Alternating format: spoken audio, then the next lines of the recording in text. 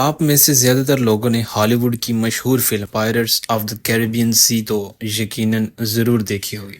اس character کو تو ضرور پہچانتے ہوں گے جو کہ اس فلم کا مرکزی کردار ادا کرتا ہے، جسے جیک سپیرو کہا جاتا ہے، یعنی جو دکھنے میں کافی سیدھا بولا بالا سا شخص معلوم ہوتا ہے لیکن اصل میں بہت ہی ہوشیار، چلاک، بہادر اور خود غرض ہے۔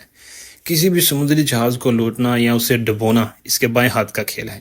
یہ فلم ہالی ووڈ کی کامیاب ترین اور ہٹ فلموں میں سے ایک ہے۔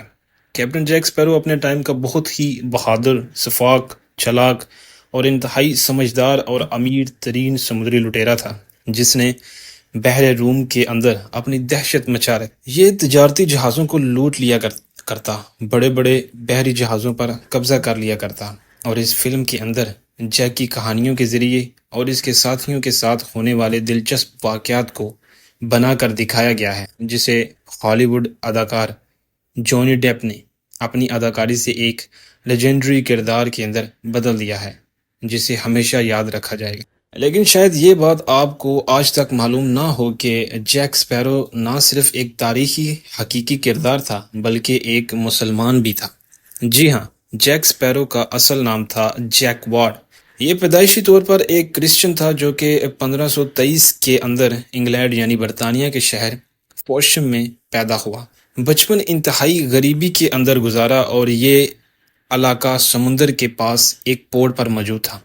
یہاں پر مچھلی تھی جہاں پر سمگلر سمندری لٹیرے اکثر آیا کرتے تھے۔ انہی سمندری لٹیروں سے اپنے سفر کی کہانیاں سن سن کر جیک کو بھی سمندری سفر کا شوق ہوا، اور جوانی کے اندر اس نے ملکہ برطانیہ کی طرف سے ایک سمندری جہاز کا کیپٹن بننے کا عہدہ سنبھال لیا۔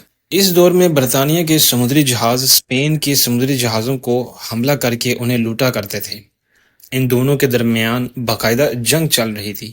اس زمانے میں ملکہ برطانیہ کی طرف سے باقاعدہ دشمن ملکوں کے سمندری جہاز لوٹنے کی اجازت ہوتی تھی، اور جو لوگ ایسا کرتے تھے انہیں پرائیویٹائرز کہتے تھے، اور جیک بھی ایک پرائیویٹائر بن گیا۔ مگر ایک بار اسپین کے سمندری جہازوں سے لڑائی کے دوران برطانیہ کے جہازوں کو بری طرح سے شکست ہوئی اور اچھے خاصے نقصان کا سامنا کرنا پڑا، اور اس کے بعد جنگ ختم ہو گئی، جس کے بعد مزید نقصان سے بچنے کے لیے ملکہ برطانیہ نے ان تمام سمندری جہازوں پر کام کرنے والے تمام لوگوں کو نوکری سے نکال دیا جو کبھی ان کے لیے کام کیا کرتے تھے۔ پر مسئلہ یہ تھا کہ یہ لوگ اب تک اس لوٹ مار اور دہشت کے عادی ہو چکے تھے، لہٰذا یہ سب لوگ الگ الگ اپنے جہاز لے کر سمندر کے اندر لوٹ مار کرنے لگے۔ جبکہ جیک اپنے گاؤں میں مایوس ہو کر واپس آ گیا۔ ملکہ برطانیہ نے اسے کسی خاص کام کے لیے ایک بار پھر سے بلایا، لیکن جیک نے برطانیہ کی حکومت کی غلامی کرنے کے بجائے اپنی زندگی کی نئی شروعات کرنے کی سوچی، اور اس فیصلے نے اسے سمندری دنیا کا سب سے خطرناک لٹیرا بنا دیا۔ جیک نے 40 لوگوں کے ساتھ مل کر ایک چھوٹا سا سمندری جہاز چوری کیا اور بڑے سمندری جہازوں کو لوٹنا شروع کر دیا، اور اسے آہستہ آہستہ لوٹ مار اور دہشت دکھانے میں مزہ آنے لگا۔ یہ اس کی عادت بن گئی۔ آہستہ آہستہ اس کے ساتھیوں کی تعداد کے اندر مسلسل اضافہ ہوتا گیا، اور پورے بحر روم کے اندر اس کی دہشت بڑھتی گئی۔ کوئی مال بردار سمندری جہاز لوٹے بغیر اس کے علاقے سے نہیں نکل سکتا تھا۔ اٹلی کے سمندری علاقوں پر حملے کے دوران جیک کی ملاقات تیونس کے ایک مسلم سمندری سے ہوئی، جس کے کردار نے اسے بہت متاثر کیا۔ جیک نے اسے تیونس کی بندرگاہ پر اپنے جہاز اتارنے کی درخواست کی، جسے اس نے قبول کر لیا، اور اس علاقے کے اندر رہ کر جیک نے اٹلی کے سمندری حصوں پر لوٹ مار جاری رکھی۔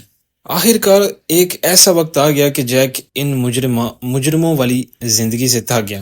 وہ چاہتا تھا کہ یہ سب کچھ چھوڑ کر عام انسانوں کی طرح اپنی باقی زندگی گزارے، لہٰذا یہ سوچ کر اس نے اس وقت کے برطانوی بادشاہ جیمز وین کو معافی کی درخواست لکھی کہ وہ واپس آنا چاہتا ہے اور اس کی بغاوت کو معاف کر کے اسے نئی زندگی کی شروعات کرنے کی اجازت دی جائے، جسے جیمز وین نے ریجیکٹ کر، لہٰذا مجبور ہو کر اس نے یہ درخواست الجزائر کے اس وقت کے اندر موجود سلطنت عثمانیہ کے خلیفہ کو بھیجی، جنہوں نے نہ صرف اسے قبول کیا بلکہ تیونس کے گورنر نے جیک کو جان و مال کی حفاظت کی ضمانت دی اور اس کے ساتھ بہت ہی اچھا سلوک کیا۔ لہٰذا جیک نے اپنی پچھلی زندگی کو چھوڑ کر تیونس کے اندر رہائش اختیار کر لی اور مسلمانوں کے کردار سے بہت متاثر ہوا کہ جہاں پر اس کی غلطیوں پر اس کے اپنے لوگ جن کی خدمات کے لیے اس نے اپنی زندگی کا ایک بڑا حصہ وقف کیا تھا، اس کی غلطیوں کو معاف کرنے کے لیے تیار نہیں تھے، تو دوسری طرف یہ مسلمان صرف ایک معافی پر مجھے سب کچھ معاف کرنے کو تیار ہیں، میرے ساتھ اپنوں جیسا سلوک کر رہے ہیں۔ میری تمام غلطیوں کے باوجود بھی جب اسے پتا چلا کہ یہ مسلمانوں کا کلچر اور اسلام کی تعلیم ہے تو صرف 1 سال کے بعد اسلام سے متاثر ہو کر اس نے اپنے تمام ساتھیوں سمیت اسلام کو قبول کر لیا۔ اس نے شراب نوشی، چوری، ڈاکہ، دھوکے بازی سب کچھ چھوڑ دیا۔ اپنا نام اس نے جیک وارڈ سے بدل کر یوسف رئیس رکھ لیا۔ اپنی باقی زندگی اس نے سلطنت عثمانیہ کی سمندری فوج کا حصہ بن کر گزار دی اور اس وقت اسپین کے مظلوم مسلمانوں اور یہودیوں کو بچانے کے اندر اس نے اپنی جان لگا دی۔ انہیں سمندری راستے سے اسپین سے باہر نکالا جن پر اس دور کے اندر کافی ظلم ہو رہا تھا۔ یوں 16ویں اور 17ویں صدی کے اندر ایک سمندری لٹیرا اسلام لانے کے بعد لوگوں کا مسیحا بن کر ان کی جان بچانے لگا۔ 1610 میں برطانیہ کے شاہی محل کے اندر جیک کے مسلمان ہونے کی خبر نے کھلبلی مچا دی کہ ہمارا اتنا ذہین اور چلاک سپاہی اب سلطنت عثمانیہ کی فوج کا باقاعدہ ایک مسلمان بن کر حصہ ہے اور ہمارے لیے سر درد بنا ہوا ہے۔ ایک سمندری لٹیرا جو کہ برطانوی فوج کا سپاہی تھا آج سر پر ترکش امامہ پہن کر مسلمانوں کی فوج کا ترکش سپاہی ہے۔ یہ ہمارے لیے بہت شرم کی بات ہے۔ کہا جاتا ہے کہ جیک کو آسمان پر اڑتے ہوئے پرندے خاص طور پر چڑیوں کے ساتھ کھیلنے کا بہت شوق تھا، جس کی وجہ سے اس کا نام جیک سپیرو پڑ گیا۔ جیک وارڈ کی زندگی کے اندر ہی ایک کتاب A Christian Turn to Turk لکھی گئی جسے رابرٹ ڈیبرون نے لکھا۔ یہ جیک سے تیونس کے سمندری علاقے میں ملا تھا۔ اپنے سفر نامے کے اندر اس کا کہنا تھا کہ میں نے ایک ایسے شخص کو مسلمان ہونے کے بعد حرام کام چھوڑتے ہوئے اور انسانوں کی مدد کرتے دیکھا جس کی زندگی اس کے بالکل مختلف ہوا کرتی تھی۔ وہ شراب، دھوکے اور لوٹ مار کا عادی تھا، لیکن اسلام لانے کے بعد سب کچھ بدل گیا۔ اس نے واقعی اپنی زندگی میں سب کچھ چھوڑ دیا۔ جیک وارڈ کی زندگی کے اندر ہم انسانوں کے لیے سبق ہے کہ انسان حالات و واقعات کے اندر اور غلط سنگت کے اندر رہ کر بہت سی غلطیاں کر بیٹھتا ہے، لیکن احساس ہونے کے بعد ہم انسانوں کو سدھرنے کا ایک موقع ضرور دینا چاہیے۔